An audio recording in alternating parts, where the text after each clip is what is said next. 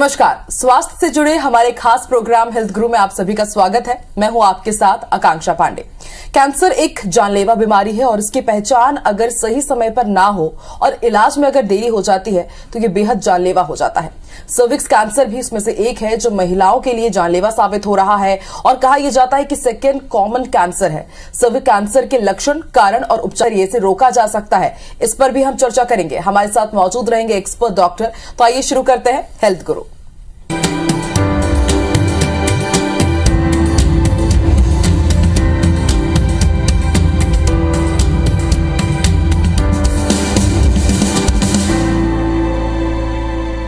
और cervix cancer पर आपकी तमाम दुविधाओं को दूर करने के लिए हमारे साथ स्टूडियो में मौजूद है रामकृष्ण केयर हॉस्पिटल से surgical oncology doctor Saurabh Jain. Doctor Saurabh, बहुत बहुत स्वागत है आपका।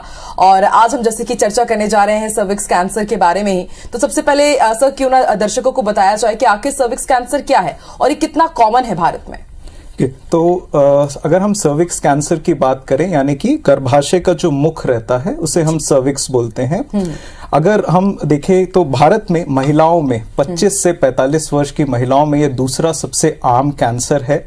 अगर हम आंकड़ों की बात करें तो लगभग हर साल 1 से 1.5 लाख महिलाएं इस कैंसर से ग्रसित होती हैं और लगभग 70 से 75 महिलाओं की इस कैंसर के कारण मृत्यु होती है।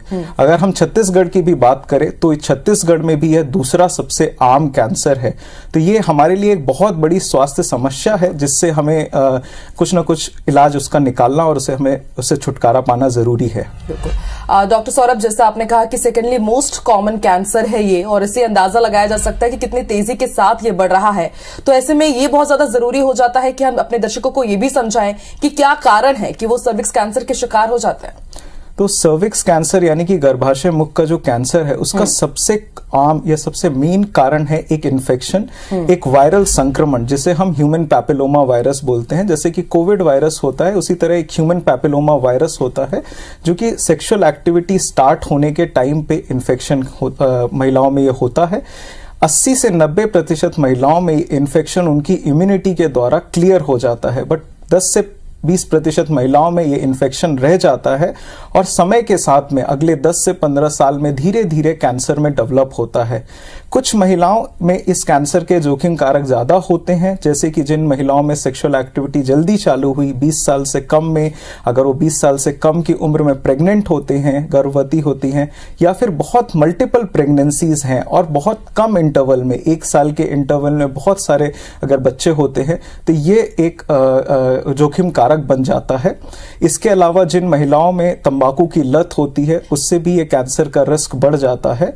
और जिन महिलाओं में पुअर वेजाइनल हाइजीन, मतलब कि यौन एरिया में बहुत इन्फेक्शन ज्यादा होते हैं, उनमें भी ये इन्फेक्शन होके आगे जाके कैंसर में डेवलप होने के चांसेस ज्यादा बढ़ जाते हैं। तो बिल्कुल इन बातों का आपको बहुत ज्यादा ध्यान रखना है। अगर आप महिला हैं तो डॉक्टर ने जो भी आपको चीजें बताई हैं इनका आप ध्यान रखिए तो आप सर्विक्स कैंसर से खुद को बचा सकती है। सर, जैसे कि आपने कहा कि धीरे धीरे वो जो इन्फेक्शन है, जो बैक्टीरिया है, वो डेवलप होता है और 10 साल का गैप लेता है। तो यानी कि 10 साल हमारे पास होते हैं कि अगर वैसे कुछ लक्षण हमारे सामने आ रहे हैं तो हम डिटेक्ट कर सकते हैं, हम सावधान हो सकते हैं। सर, लक्षण के बारे में कुछ जानकारी। तो जो सर्विक्स कैंसर है यानी कि गर्भाशय मुख का जो कैंसर है, इसका सबसे आम जो सिम्टम होता है ये होता है इंटरमेंस्ट्रुअल ब्लीड, यानी कि 2 मासिक धर्म, 2 मेंस्ट्रुअल साइकिल्स के बीच में ब्लीडिंग होना, ये सर्विक्स कैंसर का सबसे मेन सिम्टम है। उसके अलावा सेक्सुअल एक्टिविटी के बाद में ब्लीडिंग होना, जिसे हम पोस्ट कॉइटल ब्लीड बोलते हैं, यह भी सर्विक्स कैंसर का एक मुख्य सिम्टम है। इसके अलावा जो महिलाएं जिनका पीरियड्स बंद हो गया, जिसे हम मेनोपॉज बोलते हैं, उसके बाद भी उसके कुछ साल बाद अगर वहां से कुछ ब्लड आता है जिसे हम पोस्ट मेनोपॉजल ब्लीडिंग बोलते हैं, यह भी सर्विक्स कैंसर का एक सिम्टम हो सकता है। इसके अलावा अगर महिलाओं में कुछ सफेद पानी या फिर वहां से कुछ दुर्गंध युक्त स्त्राव होता है जिसे हम फाउल स्मेलिंग वेजाइनल डिस्चार्ज बोलते हैं, यह भी कैंसर के इनिशियल स्टेज के सिम्टम्स हो सकते हैं।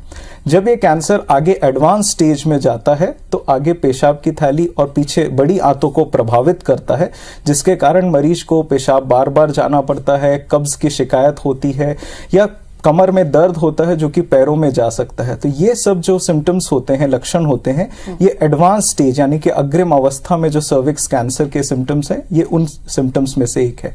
डॉक्टर सौरभ, आपने जितने भी यहाँ पर सिम्टम्स बताए हैं बहुत ही कॉमन सिम्टम्स हैं ये, लेकिन महिलाओं के बारे में जैसा कहा जाता है कि वो घर का ख्याल रखने में इतनी बिजी रहती हैं कि वो अपना ध्यान नहीं रख पाती हैं और अमूमन हम देखते हैं कि इन सब चीजों को वो दरकिनार कर देती हैं। तो सर, कैसे हम ये समझे कि ये जो बाकी जो लक्षण दिख रहे हैं ये सर्विक्स कैंसर के ही है? अलार्मिंग सिचुएशन क्या रहेगा? तो जब भी इनमें से कोई भी आपको सिम्टम्स अगर आ रहे हैं जो कि ठीक नहीं हो रहे हैं, काफी महीनों तक ये सिम्टम्स परसिस्ट हो रहे हैं, तो ऐसा जरूरी है कि आप किसी भी एक एक्सपर्ट को, कैंसर एक्सपर्ट को या गायनेकोलॉजिस्ट, स्त्री रोग विशेषज्ञ को दिखाएं। जब भी हमारे पास मरीज इनमें से किसी भी लक्षण के साथ में आते हैं तो हम उनको अच्छी तरीके से चेक करके देखते हैं, जिससे हमें पता चलता है कि वहां कोई गठान या फिर वहां कोई घाव तो नहीं है। ये जांच होने के बाद अगर वहां पे कोई गठान है तो उससे हम एक छोटा सा बायोप्सी लेते हैं, जैसे नमूना टुकड़ा बोलते हैं, और ये पूरी तरीके से सेफ है। नॉर्मली लोगों के अंदर ये एक मिथ्या रहती है कि बायोप्सी करने से कैंसर स्प्रेड होगा, ये बट ऐसा कुछ भी नहीं है। बायोप्सी एक पूरी तरीके से सेफ प्रोसीजर होता है और इससे हम कैंसर को कंफर्म कर पाएंगे कि ये कैंसर ही है या कुछ और प्रॉब्लम है। एक बार हमें कंफर्म होता है कि यहाँ पे कुछ प्रॉब्लम दिख रही है तो एक MRI के जरिए हम ये बता सकते हैं कि ये कितनी गहराई में गया है। इससे हम ये भी बता पाएंगे कि मरीज को बीमारी कौन से स्टेज में है, अर्ली स्टेज में है या बीमारी कुछ एडवांस स्टेज में गई है। सर, अब थोड़ी वैक्सीन की बात कर लेते हैं, क्योंकि जैसे कि आपने बताया कि ये एक ऐसा कैंसर है जिसके लिए वैक्सीन अवेलेबल है, तो ये बहुत बड़ा एक कहा जा सकता है कि वरदान ही है कि अगर कोई डिटेक्ट होता है उसे वैक्सीन मिल जाए तो काफी हद तक हम सेफ रह सकते हैं। लेकिन क्या कुछ चैलेंजेस हैं इस वैक्सीन के साथ, वो भी आप हमारे दर्शकों को जरूर बताइए। तो जैसा मैंने आपको बताया कि इसका मेन कारण जो है वो एक वायरल इन्फेक्शन है, यानी कि ह्यूमन पैपिलोमा वायरस। जैसे हम देख रहे हैं आज हमारे पास कोविड वायरस के लिए हमारे पास वैक्सीन आई, उसके बाद से हमने कोविड को बहुत अच्छे तरीके से कंट्रोल कर पाए। सेम इसी तरीके से ह्यूमन पैपिलोमा वायरस के अगेंस्ट हमारे पास वैक्सीन उपलब्ध है। ये वैक्सीन हमें जब सेक्सुअल एक्टिविटी स्टार्ट होने के पहले देना है, यानी कि 9 से 25 वर्ष की महिलाओं में हमें ये वैक्सीन देना है। हमारे पास अलग जैसे वायरस के सब टाइप है, जैसे कोविड-19 है, इसी तरीके से ह्यूमन पैपिलोमा वायरस के भी अलग अलग टाइप्स होते हैं। उसके अकॉर्डिंग हमारे पास 3 अलग अलग प्रकार की वैक्सीन अभी मार्केट में अवेलेबल है। कुछ हैं जो सिर्फ 2 वायरस को कवर करती हैं, कुछ 4 हैं और कुछ ऐसी हैं जो सर्विक्स कैंसर करने वाले जितने भी वायरस हैं, 9 प्रकार के वायरस, उनको कवर कर पाती हैं। और इनके 2 या 3 डोजेस से ही हम उस कैंसर को होने से पहले ही बॉडी के अंदर इम्यूनिटी डेवलप हो जाती है। तो वायरस जो अंदर परसिस्ट कर जाता है, जो संक्रमण है जो लंबे समय तक रह पाता है, वो वैक्सीन के कारण वो पूरी तरीके से खत्म हो जाता है और बॉडी इस कैंसर से पूरी तरीके से फ्री हो जाती है।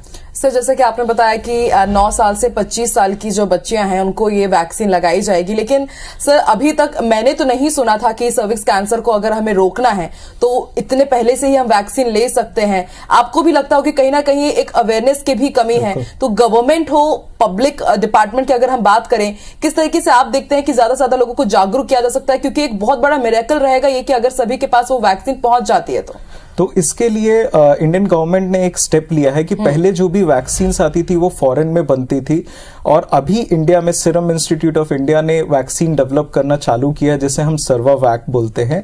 यह वैक्सीन बहुत ही अफोर्डेबल है, बहुत ही सस्ती है, जिसको हम मास पॉपुलेशन को, लोगों तक आराम से पहुंचा सकते हैं। और बहुत करके ये चांस है कि इस साल में ये वैक्सीन मार्केट में अवेलेबल होगी, और अगले कुछ सालों में ऐसा हमें लगता है कि जैसा कि बाकी इन्फेक्शंस के लिए हमारे पास वैक्सीन है, वैसे ही नेशनल इम्यूनाइजेशन प्रोग्राम में सर्विक्स कैंसर की वैक्सीन भी इंक्लूड हो जाएगी, और आने वाले समय में शायद ये कैंसर पूरी तरीके से वैक्सीन के द्वारा पूरी तरह से रोकथाम हो जाएगी और हम इस कैंसर से मुक्त हो सकेंगे। बिल्कुल। और सर, कहा भी जाता है कि prevention is better than cure. कोई उससे पीड़ित हो उससे पहले अगर उसका वैक्सीन मिल जाए तो उससे अच्छा भला और क्या हो सकता है। डॉक्टर सौरभ, मेरा एक और सवाल है, लेकिन उससे पहले मैं अपने दर्शकों को यह भी बता दूं कि आपके भी मन में ढेर सारे सवाल होंगे, जाहिर सी बात है, क्योंकि ये टॉपिक ही ऐसा है, सभी लोग जानना चाहते हैं। और जैसा कि सर ने भी बताया कि सेकेंड टॉप मोस्ट कॉमन है ये भारत में, महिलाएं बहुत ज्यादा इससे पीड़ित रहती हैं।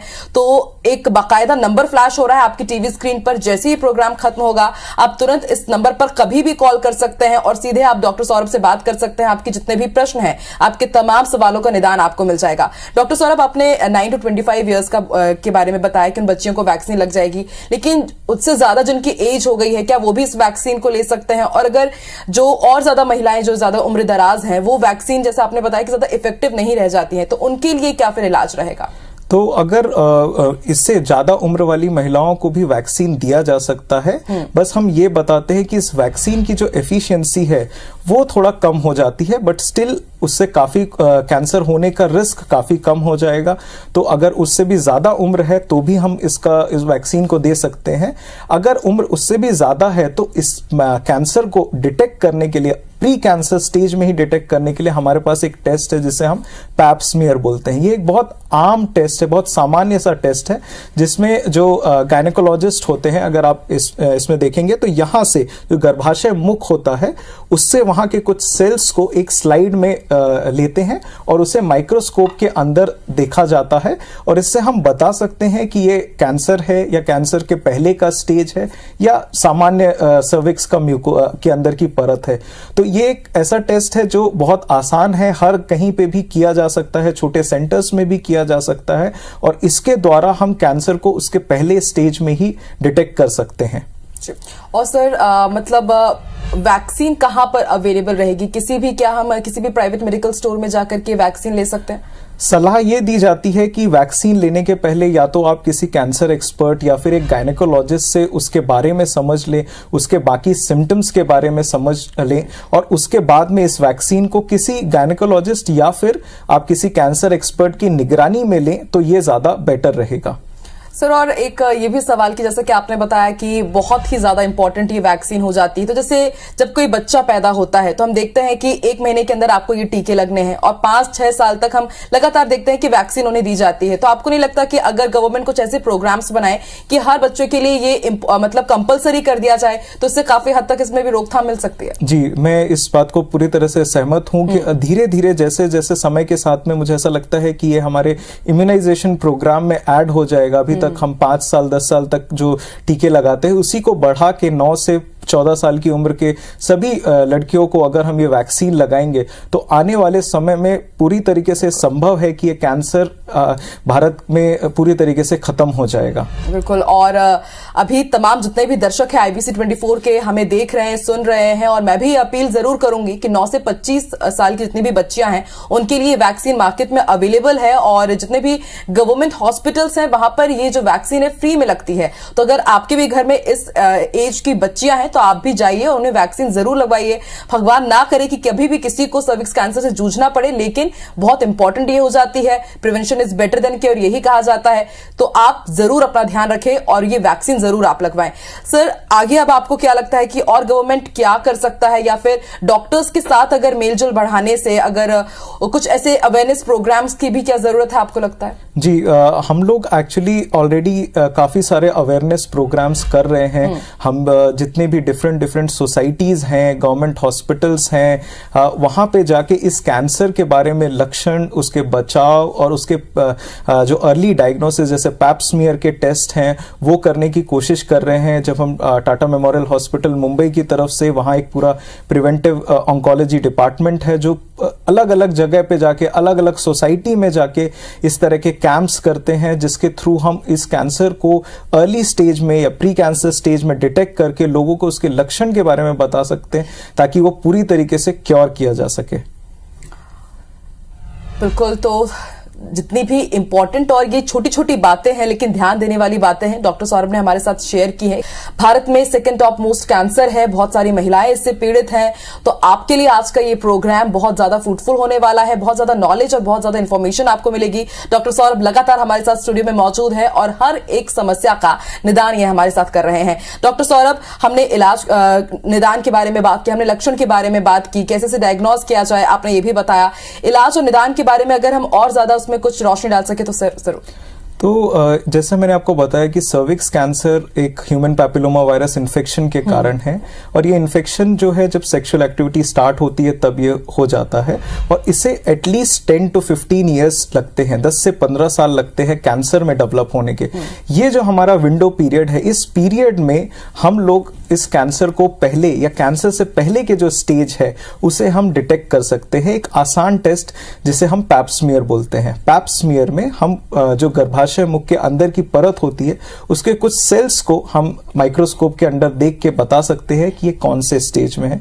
उसके अलावा आज हमारे पास जैसे हम कोरोना वायरस का टेस्ट करते हैं RT-PCR टेस्ट करके, सेम तरीके से हम वहां के सेल्स को और वहां के जो स्मीयर है उसको लेके वायरस को भी टेस्ट कर सकते हैं, जैसे हम HPV DNA टेस्ट बोलते हैं। इससे हमें कंफर्म हो जाएगा कि वहां पे इन्फेक्शन है या इन्फेक्शन है ही नहीं। जो पैप स्मीयर का टेस्ट होता है इसे हम हर 3 साल में सजेस्ट करते हैं। 30 साल से ज्यादा की महिलाओं को 30 से 65 वर्ष तक की उम्र में हर 3 साल में टेस्ट करना है।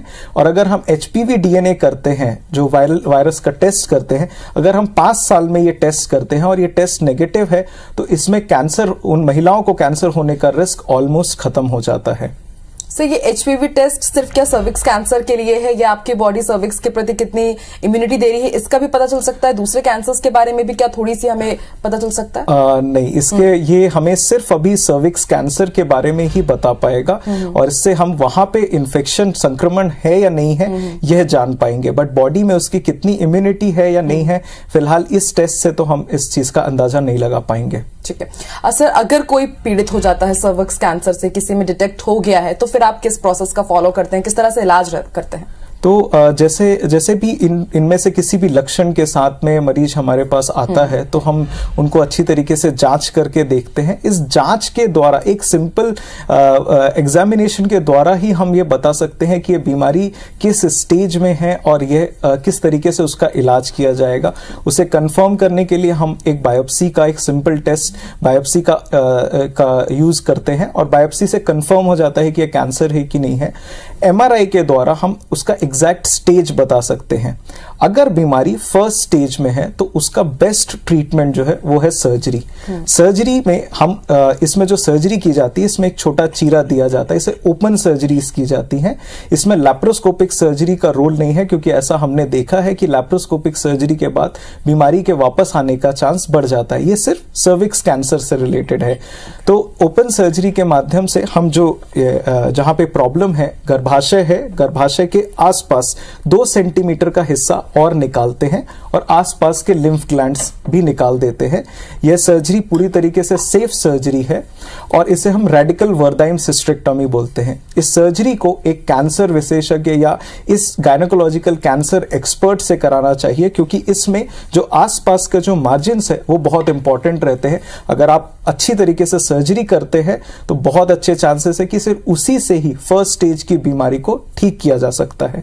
मान लीजिए अगर मरीज थोड़ा एडवांस स्टेज में आते हैं या बीमारी आसपास के टिश्यूज में फैली है या जकड़ी हुई है, तो उसका भी इलाज कीमोथेरेपी यानी कि इंजेक्शन के कोर्स और सिकाई रेडिएशन थेरेपी के संयोजन से किया जा सकता है, जो इसमें भी मेन रोल होता है सिकाई का।